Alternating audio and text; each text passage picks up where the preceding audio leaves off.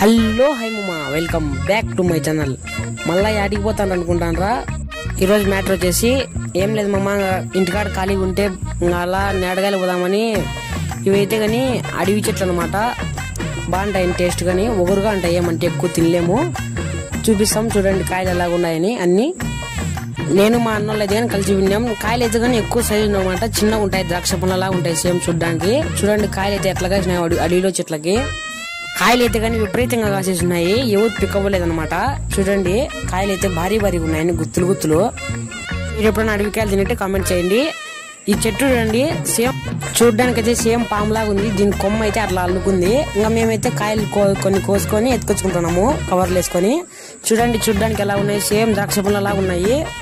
అన్ని కొన్ని మాయినాయి, కొన్ని ఒగురు అనమాట, ఎక్కువ తినలేరు. అన్ని కాయలు కోసుకునేసి ఇంటికైతే బయలుదేరినాము. ఈ రోజు వ్లాగ్ ఎలా అనిపించిందో కామెంట్ చేయండి. Okay bye.